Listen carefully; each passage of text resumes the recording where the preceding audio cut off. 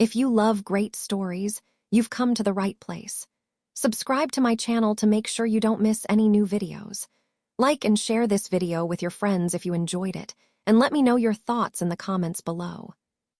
The victory at Highgarden had transformed kings landing from a city of fear into a city of iron. Cersei Lannister had not just brought back gold, she had brought back the conviction that she was invincible. The Red Keep was no longer a palace, it was a fortress nest. The upper battlements had been widened to accommodate the 3 growing dragons, and the smell of sulfur and charred meat had become the permanent scent of the royal court. Tywin, Joffrey, and Miacello were no longer the size of hounds. They were now the size of galleys, their wingspans capable of blotting out the sun over the great square. Their growth, fueled by the intense heat of the wildfire caches they nested near and the sacrifice of Cersei's enemies, had reached a terrifying milestone. They were ready for a true war. Cersei stood in the map room, her fingers tracing the short distance between King's Landing and Dragonstone. The Silver Queen, Daenerys Targaryen, had finally made her move. Reports from the Varys-led spy networks, now being systematically dismantled by Qyburn's little birds, suggested that the Targaryen fleet was preparing to blockade the Blackwater. "She thinks she is the master of the air," Cersei whispered, her voice a low, dangerous purr. "She thinks her 3 children are the only ones that matter because they carry the names of dead men." Qyburn stood by her side, holding a scroll sealed with the sigil of a 3-headed dragon. "Daenerys Targaryen has sent a formal demand for surrender, Your Grace. She offers you the chance to take the black and retire to the wall, provided you dismantle your monstrosities and kneel before the Iron Throne." Cersei laughed, a sound that was devoid of any warmth. "She wants me to kneel. After I have tasted the sky, she is more delusional than her father. Tell me, Qyburn, are the new harnesses ready?" "They are, Your Grace, reinforced with Valyrian steel links and lined with dragonhide. And the green rain, the refined wildfire canisters, have been fitted with the impact triggers you requested. 1 drop from 1,000 feet, and a ship doesn't just sink, it vaporizes." While Cersei prepared for total annihilation, the rift between her and Jaime had become a chasm. Jaime spent his days in the training yards, pushing the soldiers to a breaking point, but his heart was not in the drill. He saw the way the men looked at the sky, not with the pride of soldiers serving a powerful queen, but with the hollow eyes of men waiting to be caught in a crossfire they couldn't survive. Jaime entered the map room, the heavy thud of his boots echoing the tension in the air. He didn't look at the map, he looked at the woman he no longer recognized. "You're going to fly out to meet her," Jaime said. It wasn't a question. "I am," Cersei replied, her eyes never leaving the wooden dragon pieces on the table. "She is coming to my doorstep. I will meet her halfway. I will show her that the narrow sea is a Lannister lake." "You have never fought another dragon, Cersei," Jaime said, stepping closer, his voice dropping to a desperate whisper. "Highgarden was a slaughter because they had no defense. Daenerys has Drogon. He is larger than Tywin. He has seen battle in the east. He has burned cities and Khalasars. This isn't a demonstration of power, this is a suicide mission." "Is it?" Cersei finally looked up. Her emerald eyes were flecked with a strange, golden light, a reflection of the time she spent near the dragons. "I have 3, she has 3, but my dragons were born of the green fire. They are faster, Jaime. And I have something she doesn't. I have the will to do whatever it takes to win. She wants to be a liberator. She will hesitate to burn the sailors. I won't." "You're talking about a dance of the dragons," Jaime said, his hand clenching into a fist. "The last time that happened, House Targaryen nearly destroyed itself. The sky was filled with fire for years, and the land below turned to ash. Do you think the people will care who sits on the throne if there is no world left to rule?" "The people will care about who is left standing," Cersei countered. She walked around the table, her leather armor creaking. "You think I'm mad. You think I've become Ares, but Ares was afraid. I am not afraid, Jaime. I have never felt more alive than I do when I am on Tywin's back. For the first time in my life, I am not a pawn. I am the hand that moves the pieces." She reached out and touched his cheek, but her hand felt cold like the stone of the castle. "Stay on the walls, lead the scorpions. If any of her beasts get past me, you bring them down. But the Silver Queen is mine." As the sun began to set, casting long, bloody shadows over the city, Cersei descended to the dragon ledge. The three dragons were waiting. Tywin was perched on the edge, his golden scales catching the last rays of the sun, making him look like a statue of pure light. Joffrey was tearing at a carcass, his movements jagged and violent. Miachella was silent, her rose-gold wings tucked tightly against her body, her eyes tracking a flock of ravens with predatory precision. Qyburn's acolytes were busy mounting the final wildfire canisters onto Miachella's underbelly. These were the golden wings, a new tactic designed by Cersei herself. The dragons would not just use their breath, they would act as bombers, raining the green rain onto the Targaryen fleet before the aerial dogfight even began. Cersei walked to Tywin. The dragon lowered his head, a low, vibrating hum echoing in his chest. She didn't use a mounting block. She grabbed the harness and swung herself up with an agility that surprised even the guards. She felt the massive heat of the beast, the power of a living volcano beneath her. "Tomorrow," she whispered, leaning forward to press her brow against the dragon's scales. "Tomorrow, we show the world that the lion doesn't just roar, it hunts in the clouds." She looked out toward Dragonstone. In the distance, she could see the faint, rhythmic flashes of lightning, or perhaps it was the distant fire of Drogon, Rhaegal, and Viserion. The storm was coming. The debt of blood was about to be paid in full, and the sky would be the witness to the final struggle for the soul of Westeros. The three golden dragons let out a synchronized roar that shakes the glass in every window of the city. Down in the streets, the people bar their doors and huddle in the dark. The Gilded Age has reached its zenith, and the fire is about to fall from the stars. The morning air over the Blackwater Bay was thick with a salty mist that clung to the hulls of the Targaryen fleet. From the shore, the ships of the Iron Fleet and the new Lannister-funded galleys looked like toys on a glass table. But high above the clouds, the perspective was different. For Cersei Lannister, the world was a map of targets. Cersei felt the rhythmic, powerful surge of Tywin's wings. She was strapped into her Valyrian steel harness, her hands encased in dragonhide gloves, gripping the reins with a white-knuckled intensity. To her left and right, Joffrey and Miachella darted through the cloud banks like jagged streaks of lightning. "There," Cersei hissed, spotting the silhouette of Dragonstone in the distance. But it wasn't just the island. Emerging from the haze like gods of ancient myth were three shapes. They were larger, darker, and moved with a primal, veteran grace. Leading them was Drogon, a mountain of black and red scales, and upon his back sat Daenerys Targaryen, her silver hair streaming behind her like a banner of war. Cersei did not wait for a parley.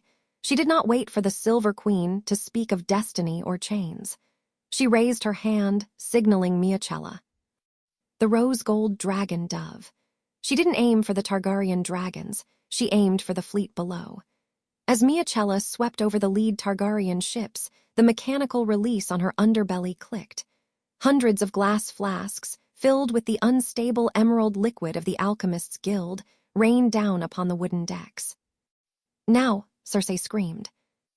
Joffrey, the most aggressive of the Lannister brood, followed the descent. He unleashed a short, concentrated burst of flame. The moment his fire touched the shattered glass, the sea didn't just burn, it erupted. A wall of green wildfire, 10 stories high, consumed the vanguard of Daenerys' fleet.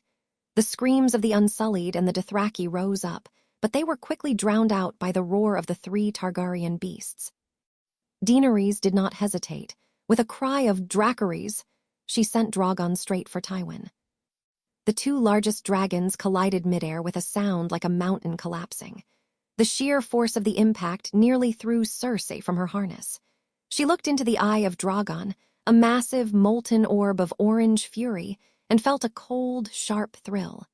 This was the moment she had been born for. "Tywin, tear him," Cersei commanded.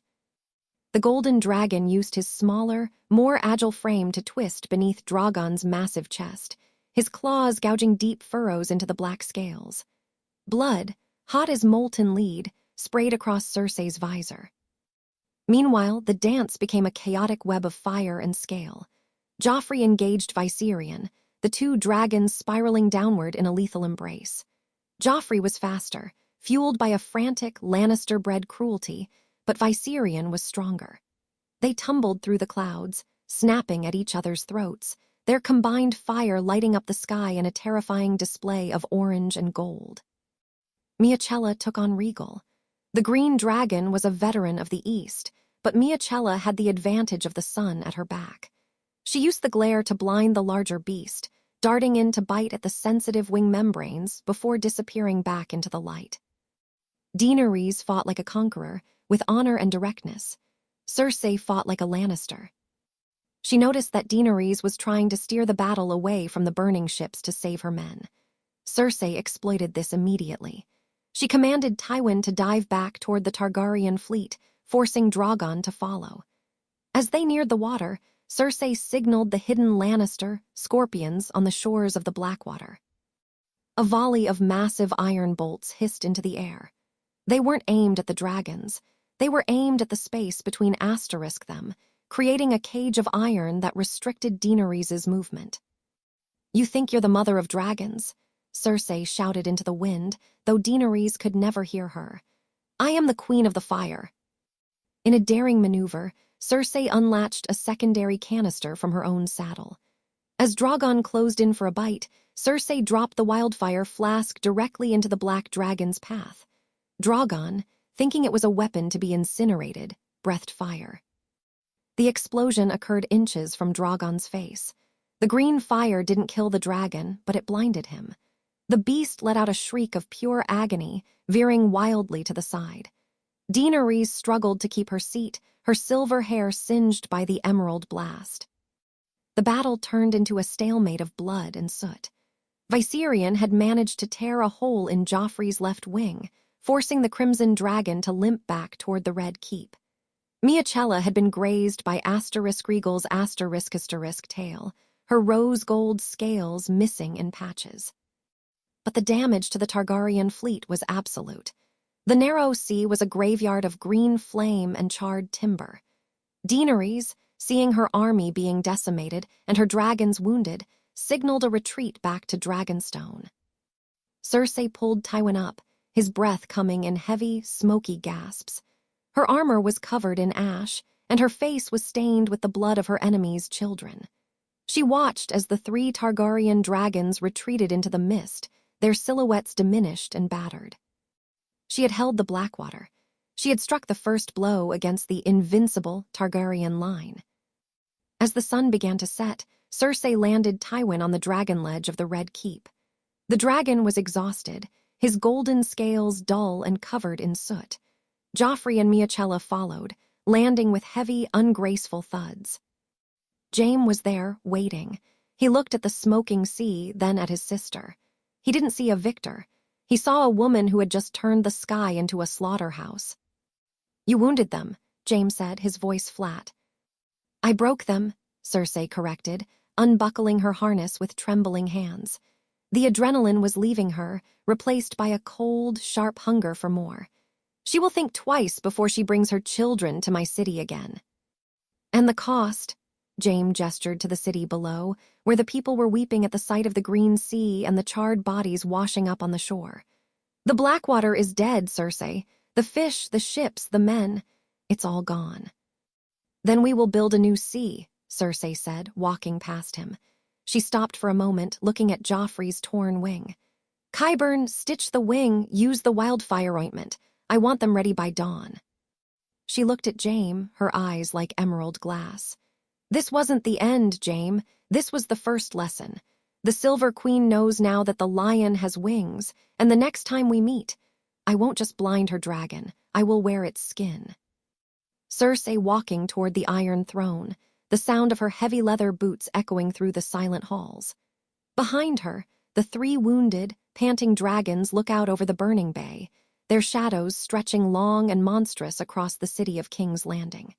The Gilded Age had survived its first test of fire, but the sky was now stained a permanent, sickly shade of green. The night following the dance of gold and silver was the quietest King's Landing had ever known. There was no celebratory feasting, no singing in the taverns of Flea Bottom. The city held its breath. The air still heavy with the scent of burnt salt and the chemical sting of wildfire. On the battlements of the Red Keep, the only sound was the low, agonizing groan of Joffrey*, as Qyburn's acolytes worked by torchlight to stitch the crimson dragon's torn wing membrane with needles of dragon bone and silk dipped in boiling wine. Cersei stood on the highest tower, her gaze fixed toward the dark silhouette of Dragonstone. She was still wearing her riding leathers, the black hide now stiff with dried dragon blood, both Lannister and Targaryen. Her hands were steady, but her mind was a whirlwind of dark geometry. She wasn't thinking about the thousands of sailors she had just incinerated. She was calculating the distance between fear and fealty. "The lords are sending ravens, your grace," Qyburn whispered as he approached, his footsteps muffled by the layer of ash that covered the stone. "The Glovers, the Tallhearts, even the lords of the Vale, they saw the green fire from their distant keeps. They saw the Silver Queen retreat." "Retreat is a gentle word, Qyburn," Cersei said, not turning around. "She fled. She saw that her destiny could be reached by a wildfire flask, and she chose to live. That choice makes her weak." "The Iron Bank is also impressed," Qyburn added, handing her a small vial of essence of nightshade to soothe her raw throat. "Tycho Nestoris has authorized the release of the final gold reserves. They believe the war is won." "The war is never won until the rival is dust," Cersei replied. She turned to look at the map of the north. "Daenerys will not attack the capital again soon. She will go north. She will try to consolidate with the Stark boy. She thinks that by fighting the dead, she can reclaim the love of the people. She wants to be a hero, and that, Qyburn, is how I will destroy her." The doors to the balcony creaked open. Jaime walked in, his face illuminated by the dying embers of the braziers. He looked at Cersei, and for the first time in their lives, there was no affection in his eyes. There was only a cold, clinical observation of a monster he had helped create. "You're planning something else," Jaime said. It wasn't an accusation, it was a weary fact. "I am planning the end," Cersei said. "We have the gold. We have the Golden Company on their way from Essos, and we have the dragons. But the dragons need time to heal, Jaime. Tywin's scales are cracked, and Joffrey may never fly with the same speed again." "Then let it end here." Jaime stepped forward, his voice rising. "You held the city, you broke her fleet. Negotiate a peace. Give her the north, keep the south. Let the realm breathe before you turn the whole continent into a charcoal pit." Cersei walked toward him, her movements predatory. She stopped inches from his face, the scent of smoke and expensive wine clinging to her. "Give her the north. The north is where she will be most vulnerable, Jaime. She thinks I am sending my armies to help them fight the White Walkers. She thinks we have a truce for the sake of the living." Jaime froze. "You promised. You told them at the dragon pit before the battle that we would march together." "I lied," Cersei whispered, a small, jagged smile touching her lips. "I will let the dead and the dragons tear each other apart in the snow.